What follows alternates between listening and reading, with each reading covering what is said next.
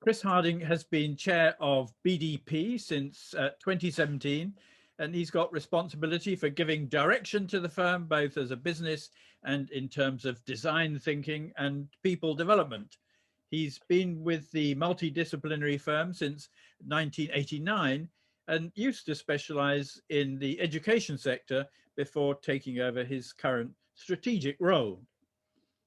So, Chris, if your role is to give direction to design thinking, can you tell me how you set out the design direction for such a large organization in so many different places? Fortunately, BDP was founded on a very strong ethos and the simple idea of collective and collaborative working, which I think is a very powerful idea. Why do we do that? Well, we want to make the world a better place. So, BDP's founding ethos is that we're a socially progressive practice too. Obviously today, thinking about what's happening in the world, that founding ethos provides a very powerful platform for the practice, and is certainly something that seems more relevant today than ever. We're passionate about people-centered design and thinking about people. When we're designing, we're always thinking about how people will use the places that we create. And we believe passionately that design should be rooted in humanity and how people live their lives. But I think it's also true to say the world's an interesting, sort of rich, and diverse place, and that I think one of the things about BDP is we're not boxed in by a house style. We sort of follow the tried and tested way of thinking about things, which is people and the activities, place and the environment, the context. And also we like to apply sort of the modern methods of thinking about design and technology and how we apply that as well. So I think we focus a lot on the process and also having conversations with people. So it's setting that culture and inspiring each of our city studios. They really are rooted in the regions that they're working in, and the cities and regions that they're working in. To engage in conversations with the people that they're involved in, real conversations. And I think that's really what guides our work and gives it a sort of authenticity. So I'd like to describe it as a careful approach, not a careless approach. I think it's important that designs have distinct personality. As I say, it's not a one-size-fits-all approach. So I think that very much sits at the core of our ethos. And then, probably it's true to say, given the big societal challenges, things like climate change, rapid urbanization, the impact of technology, changing demographic. I'm slipping into the third age, and so I'm very aware of this. It's that BDP has the opportunity to rally around these big issues because of our collective nature, because obviously we have engineers and architects and other specialists working together. So I think it's sort of giving a sort of common sense of purpose, something that the firm can rally around. For instance, we're developing this progressive cities campaign at the moment, and sort of something to unify the sort of diverse skills of the practice around and look at how we create a fairer society. So I suppose the overarching vision is that we're sort of urban design led at our core. Our whole practice is inspired around that idea. So I think that sits at the core. I think sort of the other idea is sort of encouraging simplicity about how we approach things. Looking through this process, looking at what the core challenges are, what the essence of a solution is. Combining with the functional with the experiential, so we're storytellers in a way. We've got to have powerful stories to tell people. I think if you look at some of our buildings, even Francis Holland School, which won the NLA Wellbeing Prize, that sort of combines that process. But there's ultimately a sort of a sense that if you bring strong ideas, there's an intuitive step you can make to think about how you can make things better. So Francis Holland started out as a library, but it became a library, with a garden on top, or Box Park, how we sort of reinvent spaces which are underutilized with sort of lateral thinking. So I think this sort of process encourages sort of fresh ideas, and I think so one of my roles is to encourage people to surprise people with the ideas and how they approach things. I think it's just worth adding that this year, I think we've been reasonably successful because we were shortlisted for 5 RIBA awards, which I think is as much as any other practice. Whether they will materialize as full awards remains to be seen, but One of the challenges for us is that because many of our projects are such large-scale projects, it's introducing some granularity. You know, for instance, Francis Holland School, which is quite a small project, and I think we're very conscious of that. So with some of the mega projects, which might have a 10-year sort of lifespan from sort of, you know, the starting point to completion, we need to have a variety of projects, which are really a microcosm of some of these big challenges.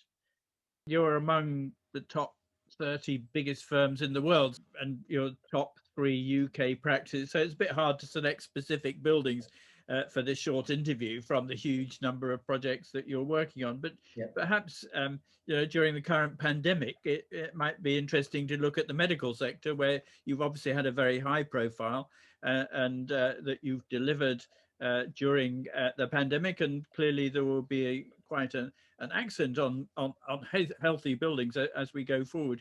So can you tell me how you delivered so much at such pace during the pandemic, and what do you think the impact on the investment in health buildings will be in the longer term? Yeah, no, absolutely. I mean, obviously we design for all life's activities, you know, and I think one of the strengths of our approach is that we can cross-fertilize thinking from one area, you know, one sector to another. So, you know, we're working housing, transport, education, science, technology, workplace, you know, culture, sport, and of course, healthcare. And I think, you know, the pandemic has certainly been a huge wake-up call that's affecting all of these sectors, and definitely accelerated change, and cities need to respond to that change. And, you know, not least healthcare. And I think we've discovered that there's perhaps a sort of underinvestment in healthcare systems is causing, you know, it has really caused the infrastructure to creak. The sort of emergency hospital really came out of an idea through conversations with the NHS during that very intense period when, you know, when it was becoming clear what was going to happen. You know, we identified the fact, for instance, it was Excel in this case, that you really need these big spaces with the flexibility to quickly kit out. I think the strap line is that we sort of delivered a hospital with 4,000 beds in 9 days. So, I mean, it was a very unprecedented sort of experience, and, you know, with real pace. And yes, I've heard one commentator suggest that BDP is barely controlled anarchy. And what I quite like is that this wasn't really planned. This came out of a creative conversation.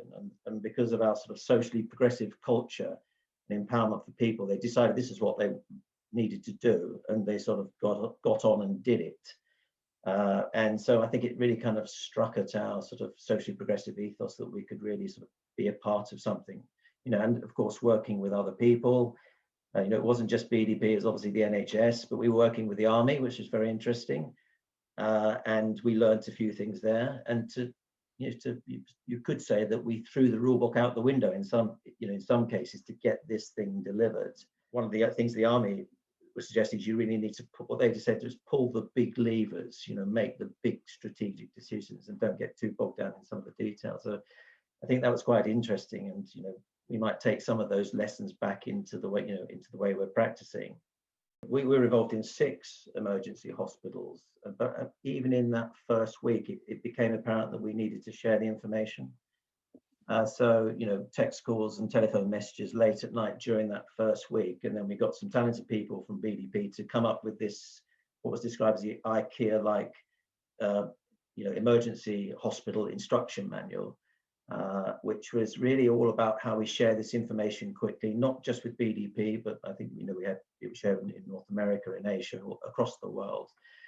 So I think it was a, you know, very intense but very rewarding experience. Interestingly, the design post, the instruction manual is going to be, I think the Museum of London have requested it, and the V&A in Dundee too, as an example of the role of design, you know, in times of sort of, you know, client crisis. So as I say, it was a very intense period.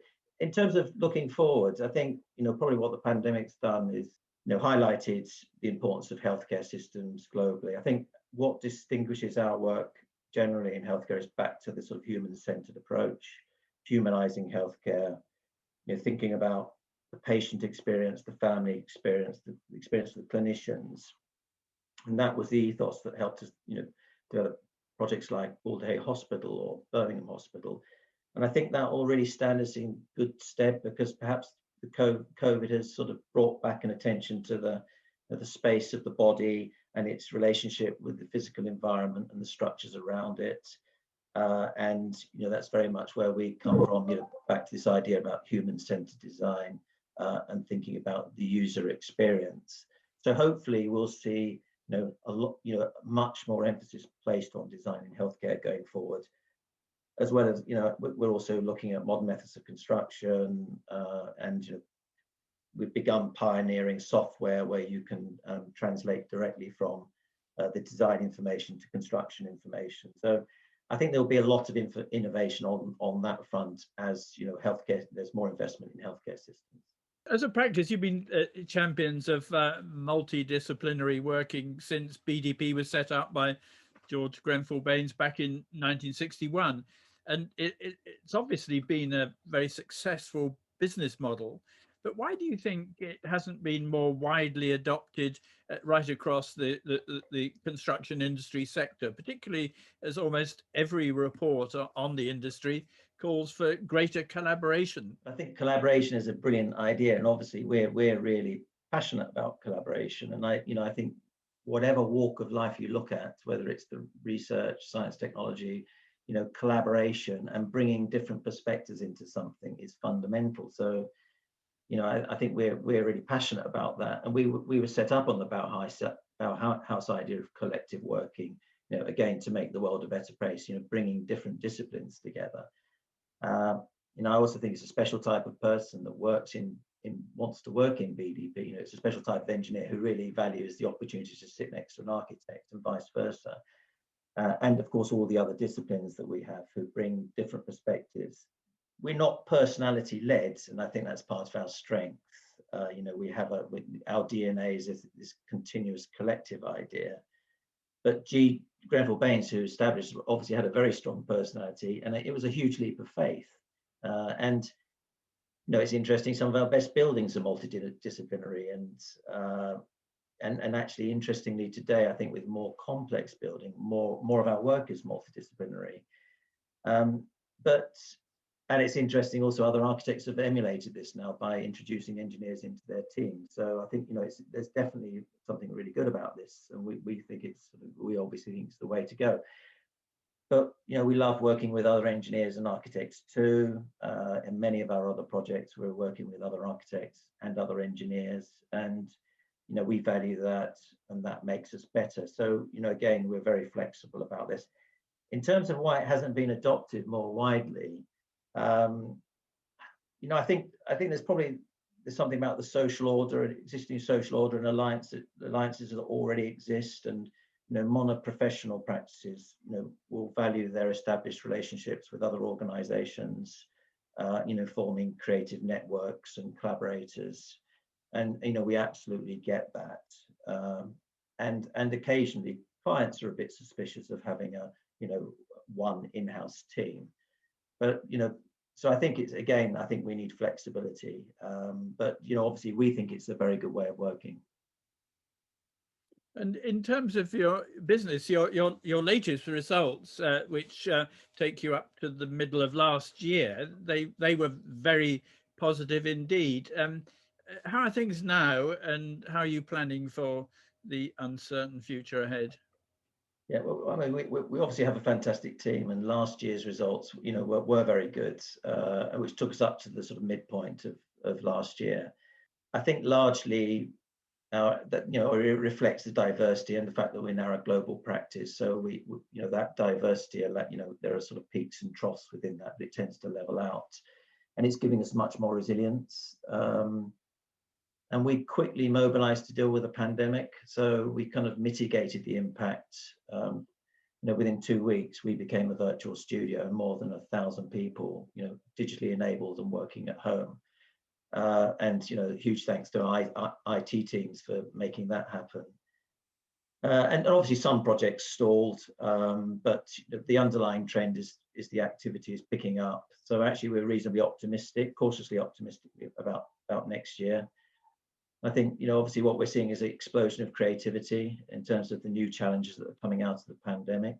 The growth in cities, reinventing places, looking at things with a fresh perspective, science and technology investment, housing, and this sort of general sense, in terms of climate change, cities of the future, they will be greener, they will be mixed use, they will be connected, and probably denser. So I think we're seeing a lot of opportunities in that, greening cities, involved in the greening of Regent Street, which I know is something you're aware of, and lots of interesting projects, which are new types of projects like repurposing, sort of unloved down at hill shopping centres, which have a wonderful potential for bringing in different activities and having a complete reinvention. So I think we're seeing a lot of opportunity that's coming out of the pandemic, and perhaps this fresh perspective is a sort of stimulating our creative juices. So I think we're reasonably positive, and we are seeing things picking up generally.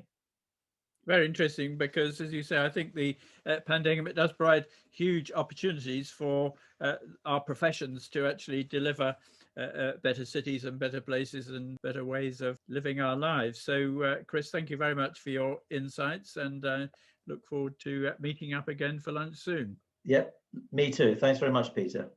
Bye.